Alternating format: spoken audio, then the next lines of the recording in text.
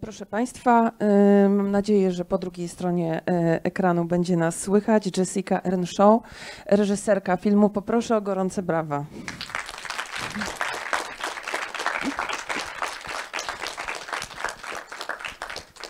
Ja może zadam dosłownie jedno, dwa pytania, potem przekażę głos Państwu. Na pewno mają Państwo mnóstwo pytań do reżyserki. Zacznę może po prostu od tego, skąd się ta historia wzięła, bo poznajemy Jacintę w momencie, kiedy ona znajduje się w więzieniu. Czy to była pomysł na tę bohaterkę wziął się po prostu od samego początku, że to koniecznie musiała być ona, czy też może zadecydował o tym przypadek? Hello, so let me just ask a couple of questions and then I'll pass on the micro to the audience. So my first question is how did it happen that you found your Jacinta? So was it because I understand that you met her while she was incarcerated, so did you know out of the sudden that she was the character for your film, or was it just a random person? How did it happen? So I was doing a completely different project on aging in prison at the prison that Jacinta and her mother were incarcerated at. And the elderly woman I was photographing, Norma, she was friends with Rosemary. And Rosemary was spending a lot of time with me while I was photographing. So I got to know Rosemary first. Rosemary told me she had a daughter in the prison. And at the time, I was kind of interested in photographing these women. There were a lot of women my age in the prison. And then I interviewed, as I did with all my photo subjects, I interviewed Rosemary and Jacinta together for a potential photo project. And I just thought they were I was just really struck by their dynamic and their relationship, like the way they were finishing each other's sentences and just the strong love between them. And I was really interested in understanding how Jacinta ended up following in her mother's footsteps. And so that basically was like the start of it. I hadn't planned to do a film. I wasn't looking to do a film. I just met them and was just like, oh my God, I was just really interested in knowing more. And then it was supposed to be a short film, and then it ended up turning into a feature.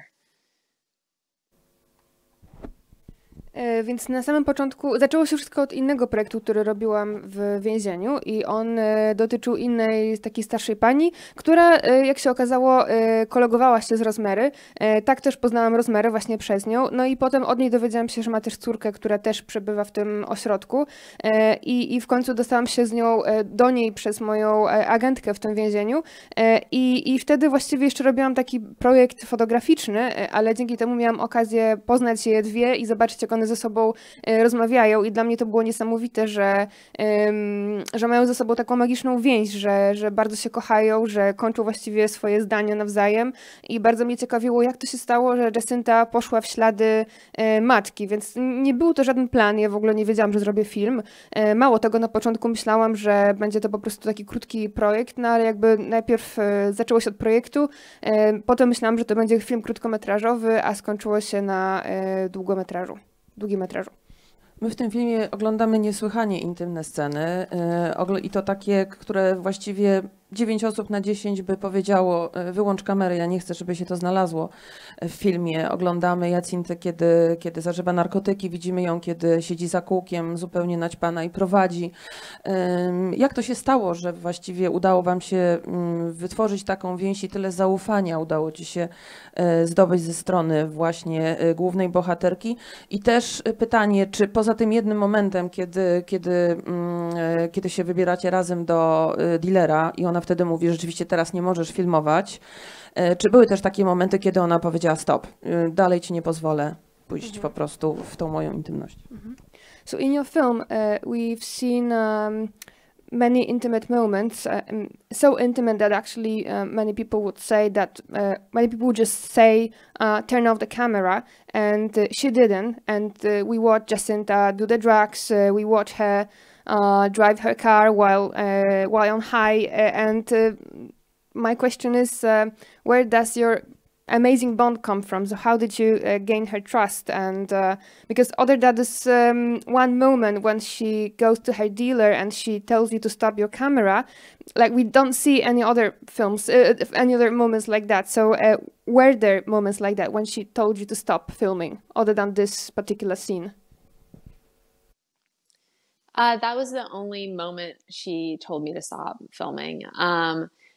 I had spent about 30 consecutive days with Jessicą, like a few weeks in the prison and then a few weeks outside. And I spent, very long days with her. I would get to meet her usually in the prison at 6:30, 7, stay till about dinner time. I did the same thing on the outside.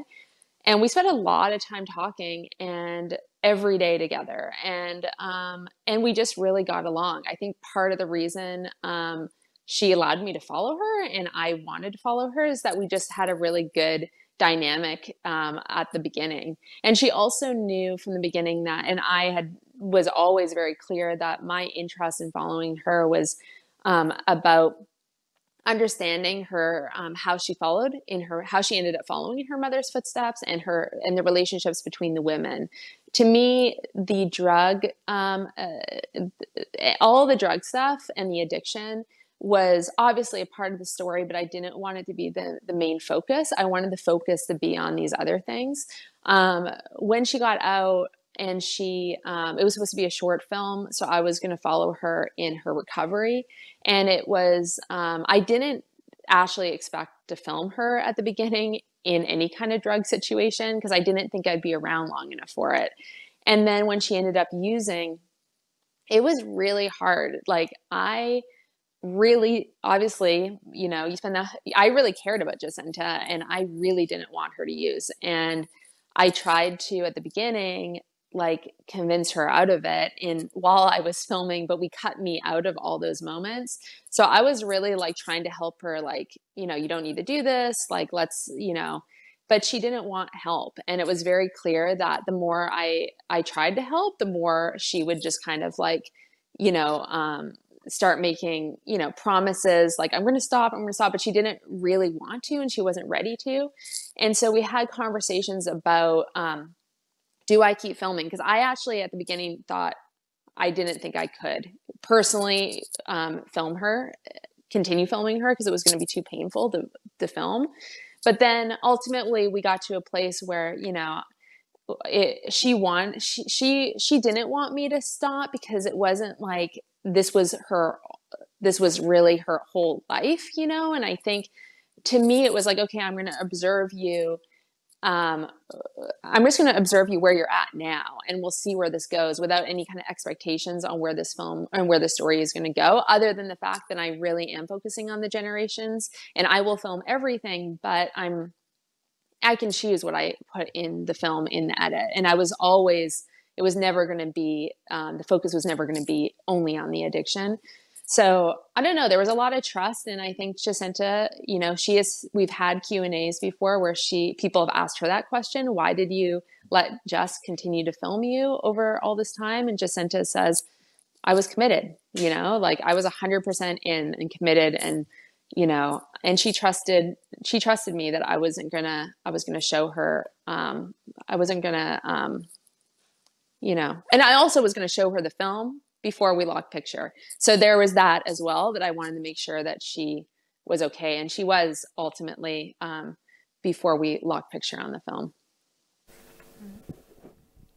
Więc w zasadzie tak, to był jeden tylko taki moment, kiedy ona poprosiła, żeby mnie filmowała, a oprócz tego nie było takich momentów. W zasadzie wtedy, kiedy właśnie kręciliśmy dokładnie tę scenę, to już byłam z nią praktycznie od 30 dni bez przerwy, to znaczy najpierw właśnie towarzyszyłam jej w więzieniu, przychodziłam rano na śniadanie i zostawałam do kolacji w zasadzie i tak kontynuowałyśmy tę rutynę nawet po tym, jak ona wyszła z więzienia, więc spędzałyśmy ze sobą naprawdę większość dnia i świetnie się dogadywałyśmy i myślę, że to dzięki właśnie takiej fajnej samej dynamice, takiej chemii, jaką miałyśmy, tak się polubiłyśmy i stąd się wytworzyła taka więź i zaufanie i dlatego pozwoliła mi filmować się. Natomiast Jacintha od początku też wiedziała, że ja nie zamierzam zrobić filmu o narkotykach i że to nie będzie mój główny temat, tylko próbowałam zrozumieć, jak to się stało, że poszła w ślady matki, próbowałam zrozumieć ich relacje, właśnie tę wymianę pokoleniową. Zresztą ja nawet nie spodziewałam się, że będą takie sceny jak branie narkotyków, bo jakby ten projekt miał się skończyć dużo wcześniej. Na początku zresztą też nie chciałam filmować tych scen, natomiast to Jacintha przekonała mnie, że nie powinnam wtedy włączać kamery, dlatego że taka ona jest, to jest jakby 100% Jacintha i ona nie chciała żadnych rzeczy ukrywać. Oczywiście było mi trudno, oczywiście próbowałam ją przekonać na początku, żeby tego nie robiła, natomiast zauważyłam, że im bardziej ja próbowałam pomagać, tym bardziej ona się odsuwała, więc to nie miało sensu. Natomiast tak, tutaj było dużo zaufania i ona też jakby była bardzo zaangażowana w ten projekt, dlatego też właśnie nie chciała nigdy, żebym przestawała. Proszę Państwa, czy ktoś ma ochotę zadać pierwsze pytanie? Dobrze, ja w takim razie będziemy tłumaczyć te pytania na angielski, bo reżyserka po prostu po drugiej stronie nie słyszy, więc proszę zadawać pytania po polsku, bo i tak będziemy... So, thank you for your film. I really appreciate it, but while watching it, I couldn't help but notice I couldn't help but wonder about the limits. I mean, your limits as a director of your film. On one hand, like shooting the film, and on the other, taking part in Jacintha's life. And I wouldn't use the word morality, but I would like to ask you how tough it was for you not to get involved.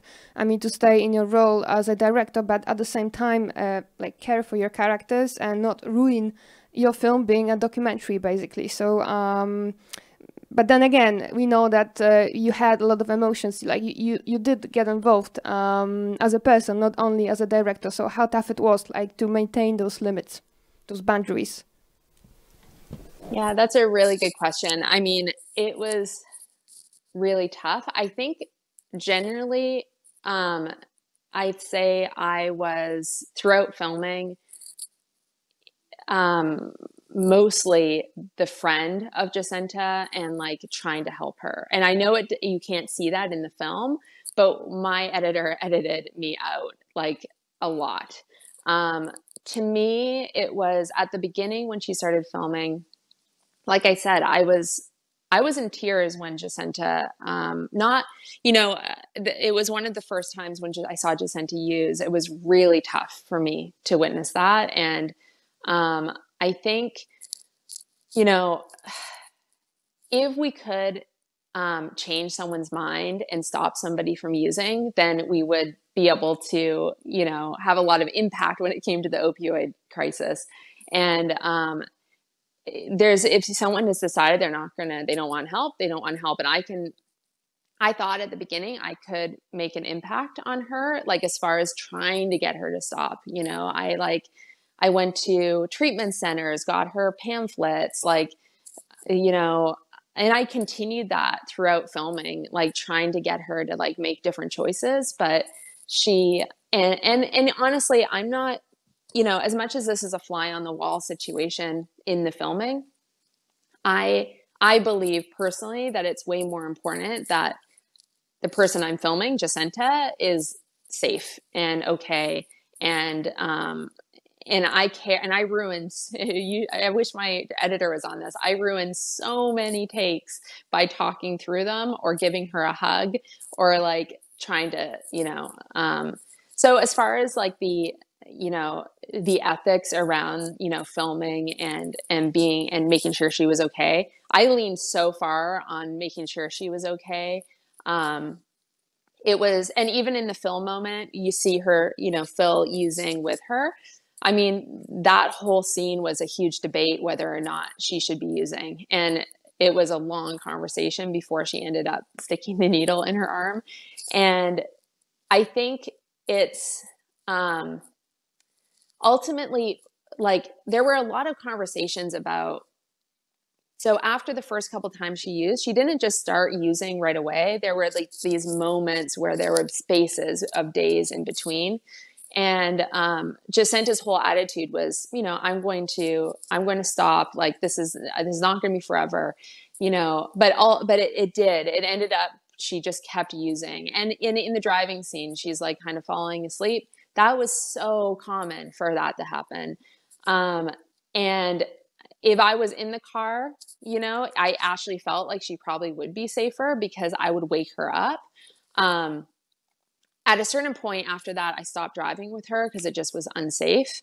But there were a lot of times I learned how to use Narcan. Like when I was with her, like if she ever overdosed, I would have called 911. Like, but you can't stop. You can't take away. You can't. If I even tried, she probably would just have not ever spoken to me again. She would have been like, you know, leave me alone or whatever. So I just was like, okay. She wanted to show the reality of her situation because she felt stuck in it and she wanted it to help other people. So for me, it was like, okay, this is a really important story because the more we, in my opinion, the more we don't look at addiction like this and the more we like shy away from it, it happens in the shadows. And Jacinta wanted to stand in her story and be like, this is me. This is what I'm going through. And that was part of the reason Kaylin was allowing me to film, because she was like, she needs help. People need to see what she's going through. And her story is so common across the country. So anyways, I could go on and on, but I don't know if that answers the question. And I know we have to translate it, so I don't want to go too much longer. Don't worry, I'm taking notes. Okay, okay, so let me interpret this part.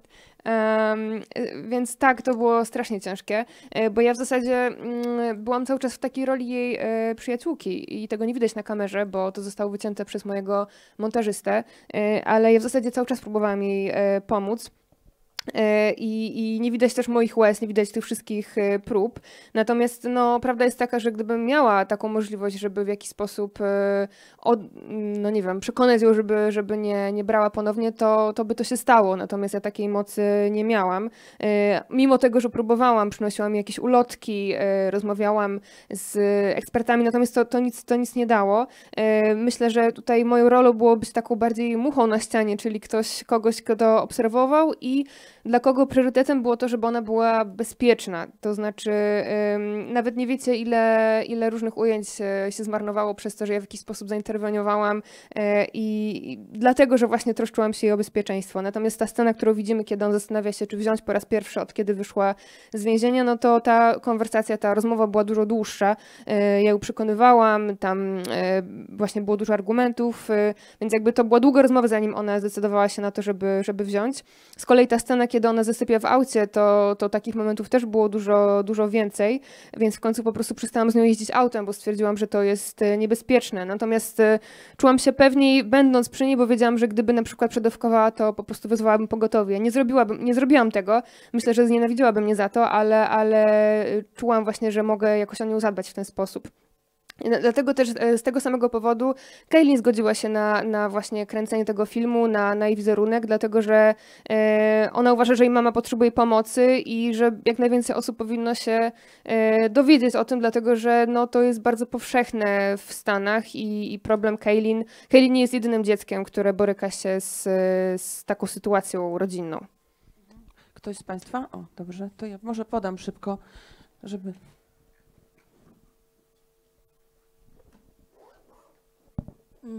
Moje pytanie brzmi, bo tak naprawdę w tym filmie widzimy, że niezależnie od właśnie tych prób wychodzenia z nałogu, czy bycia w tym domu trzeźwości, czy właśnie prób rozmowy, czy też to, o czym wspomniała reżyserka, czyli samo jakieś takie przekonywanie do tego, aby pozostać w tej trzeźwości, to w sumie jedynym rozwiązaniem, kiedy Jacinta faktycznie zostawała trzeźwa, był pobyt w więzieniu lub w zakładzie karnym.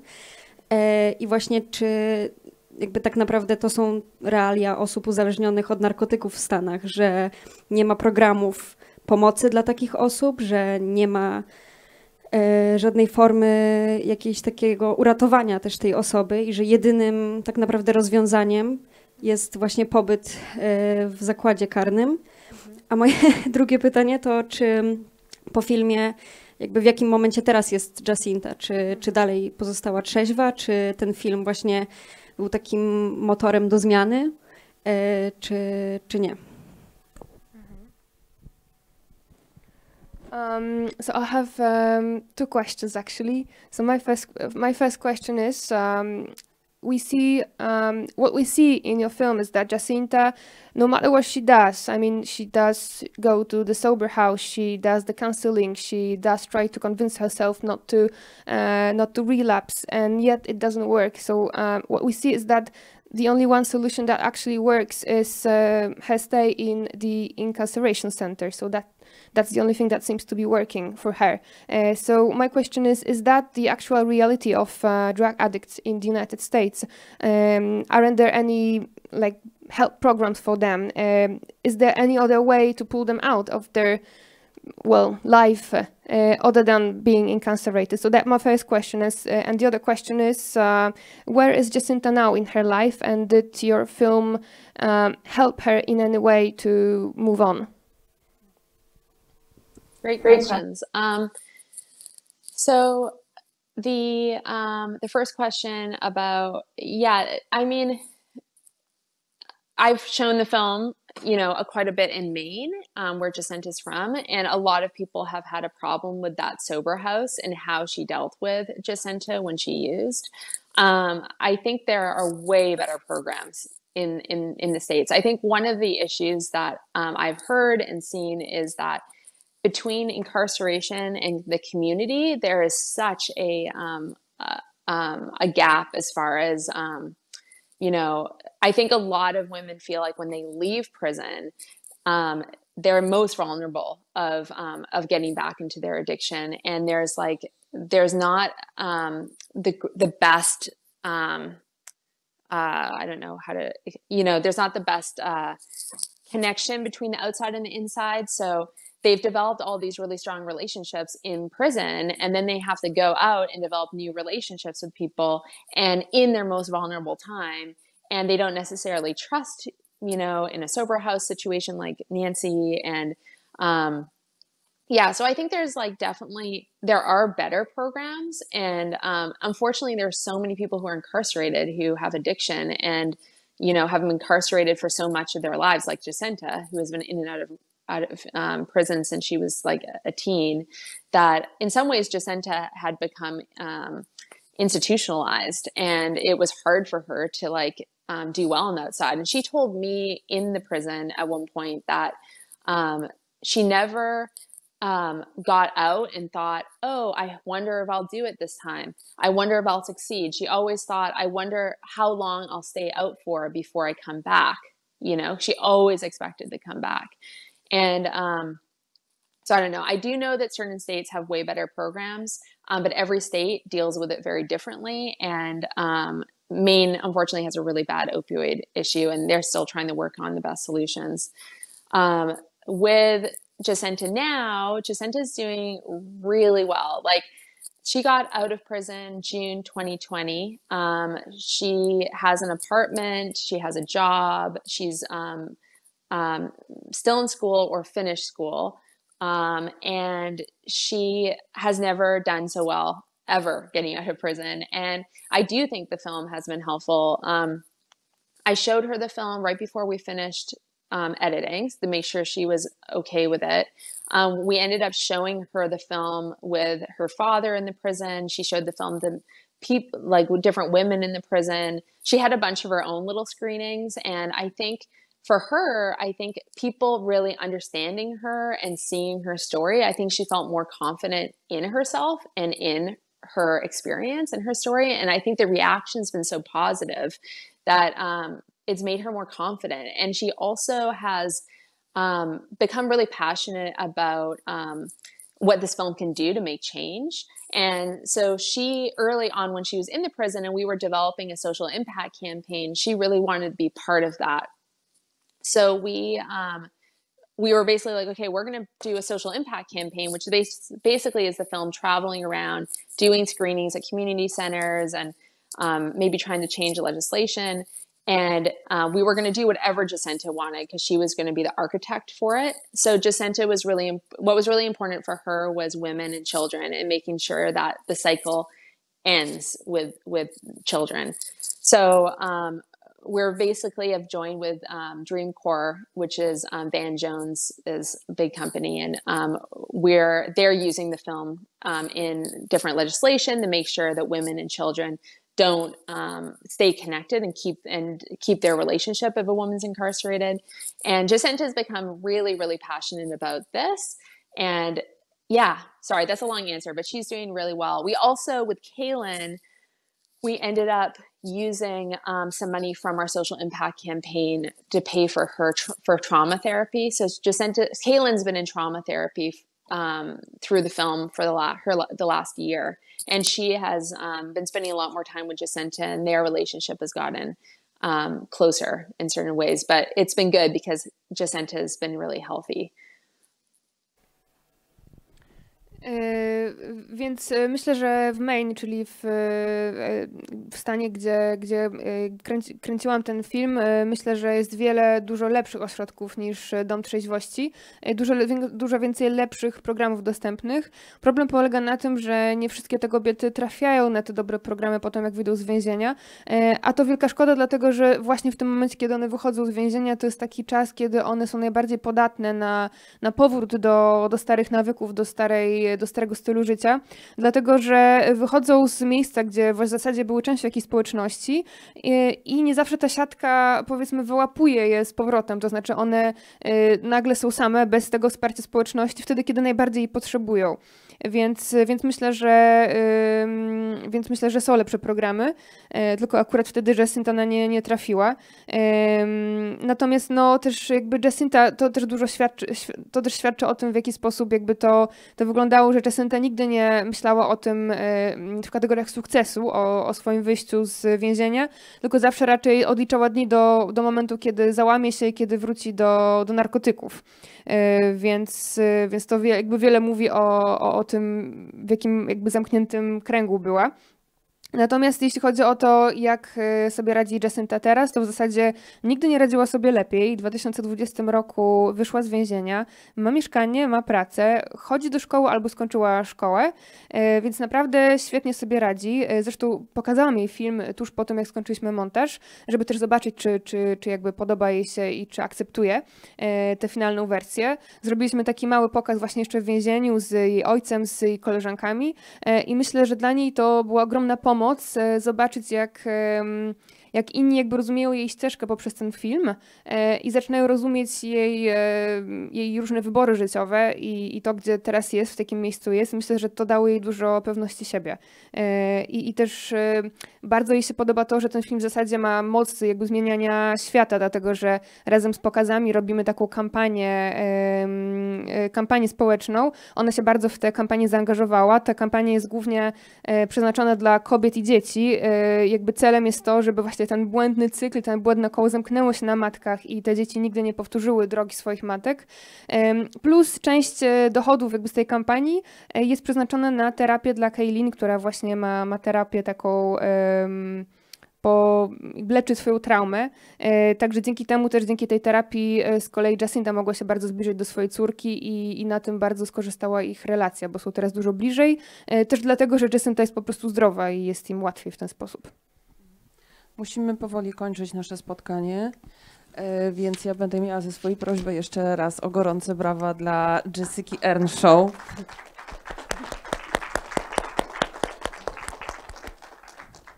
Yeah, so we need to wrap up, but thank you so much for your film. Thank you all for being here and watching. I so appreciate it.